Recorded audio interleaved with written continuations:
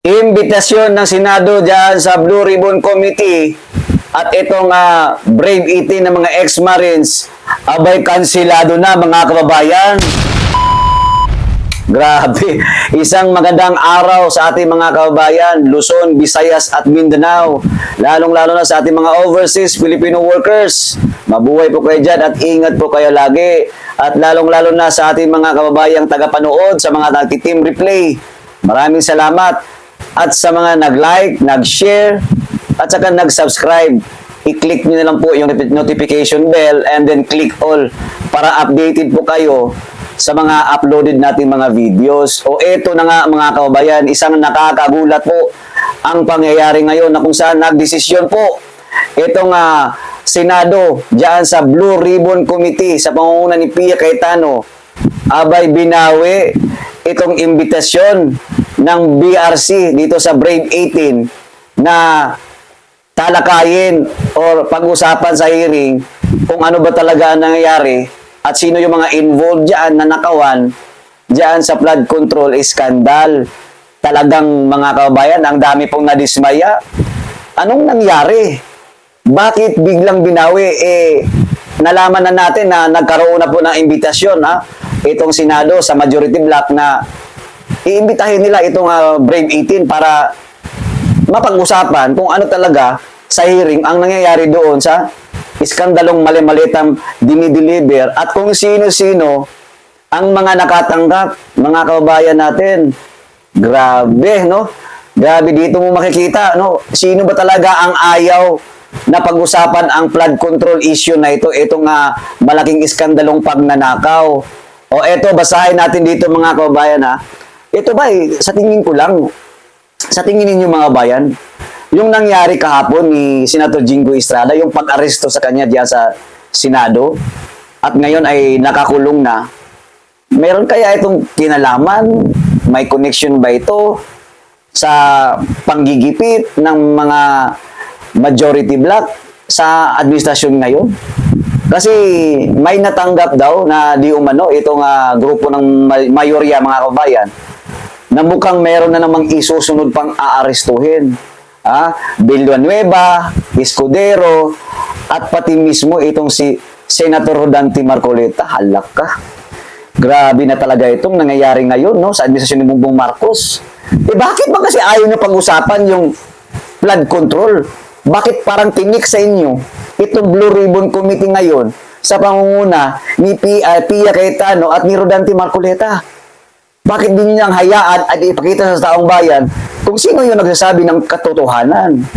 Takot kayo kasi halos lahat yata kayo na nakatanggap ng mali-malita.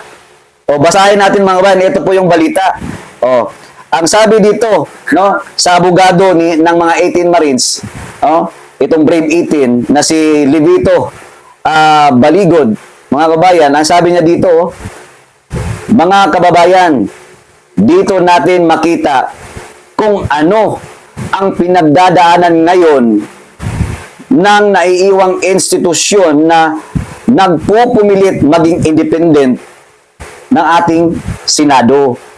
Natanggap ko kahapon ang imbitasyon para sa pagdalo ng Brave 18 sa Blue Ribbon Committee ngayong June 4, 2026 para sa investigasyon kaugnay sa mali-malitang ninakaw na pera sa kaban ng bayan. Ngunit binawi rin ito kagabi. Naku po. Mapapaisip ka na bang nangyari? Meron kayang panggigipit? Or merong ginawa ang administrasyon ngayon na kung saan tinatakot na itong mga mayorya natin or majority bloc sa pamumuno ni Senate President Peter Allen Cayetano? Grabe kasi all is set na Malayo pa lang, detalyado na pong sinabi ni Senate President Allen Peter Cayetano na sa June 4 magkakaroon na po ng Blue Ribbon Committee hearing dyan sa flood control anomaly. Ngayon mga kabayan ay may biglang binawi. Mantakin yun, Siguro, sa tingin ko lang, mukhang natunugan ng mayorya na iisa-isahin talaga lahat itong mga magigiting na mga senador natin na membro ng majority block. Grabe yan, no? Tuloy natin. Ha? The Senate is undergoing emulation. O parang ang Senado daw ay parang nakakahiya, no? Kinakahiya nila yung sarili nila. Oh.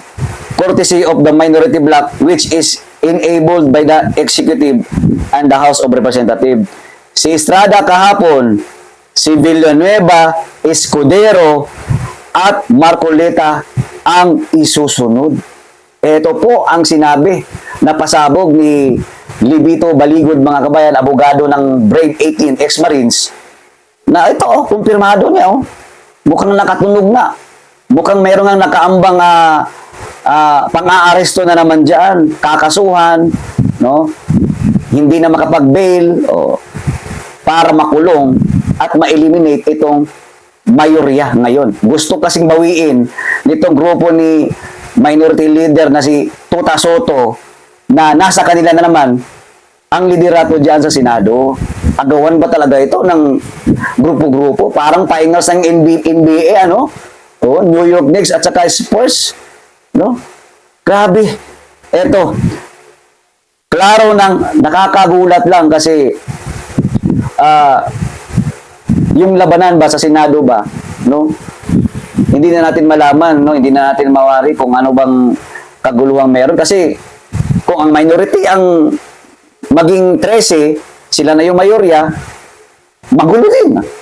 Walang mangyayari. Di ba? Ang haba ng panahon na hinawakan ni Tito Soto, yung mayorya, may nangyari ba sa Blue Ribbon Committee? Wala. Ngayon na nakuha ni Senate President Alan Peter Cayetano, ayaw pagbigyan ng mga tulonggis na mga inayupak na itong mga senador na to. Bakit? Konektado kasi kayo. Magpatupik-tumpik na tayo. Halatang halata naman na mayroong nasa likod ninyo na nag-uutos. May mga mastermind dyan. Klaro naman, ano ba tayo? Maglulukuhan pa ba tayo? Kataguhan na itong ginagawa nila, no? Klaro na ngayon kung sino ang mga ayaw maimbestigahan. Correct, no?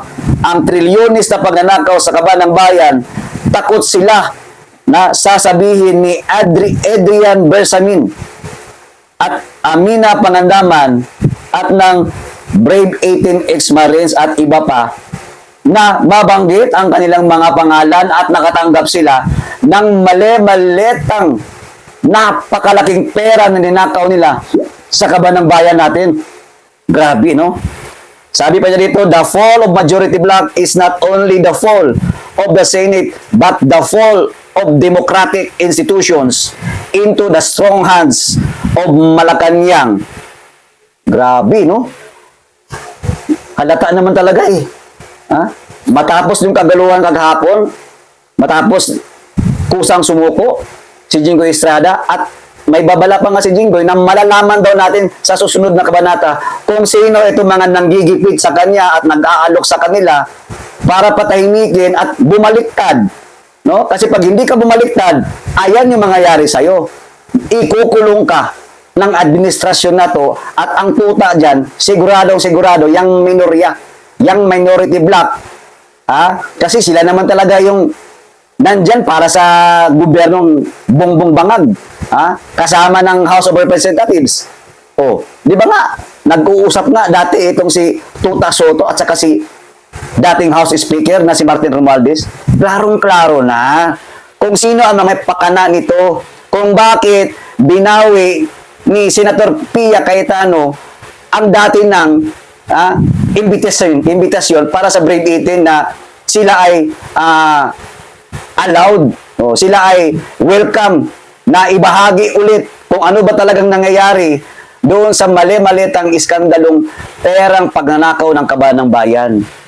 Grabe, abangan po natin ito mga kabayan. No? Nakakadismaya ito. May gustong gawin ang mayorya, kinaharang. Sa tingin ko, hindi lang Senado ang humaharang niyan ito eh. Meron talagang nasa likod niyan, yung taas. Meron talagang nasa taas niyan. Kung bakit kinaharangan ang investigasyon diyan sa Blue Ribbon Committee patungkol sa flood control na lecheng Morbida. Ang tagal-tagal na po na gusto malaman ng taong bayan. Bakit ninyo pinipigilan ang mayorya na kung saan nakaset na? Di ba? Ilang days pa lang, nakalatag na yung mga gustong gagawin ni Senate President Alan Peter Cayetano doon sa kanyang live sa Facebook. Ha? Ganun na ba talaga yung katakot? Kasi nga, mabubulgar na yung mga pangalan ninyo. Na yung talagang ibulgar ang pangalan kung sino yung nakatanggap at detalyado kung magkano ang natanggap at saan napupunta ang pera. Grabe. Hanggang dito na lamang mga kababayan. Tayo po'y nakakalungkot, nakakagulat, nakakarismaya, nakakabuisit, nakakaputang ina itong gobyerno natin ngayon. Walang ibang ginagawa kung hindi pananakot. Samantalang sila naman, takot na takot. Grabe. Hanggang dito na lamang mga kabayan natin. Hanggang sa susunod, mahalin po natin ang Pilipinas at ipagdasal po natin ang mga Duterte. Lalong-lalo na si Tatay Digong. Paalam.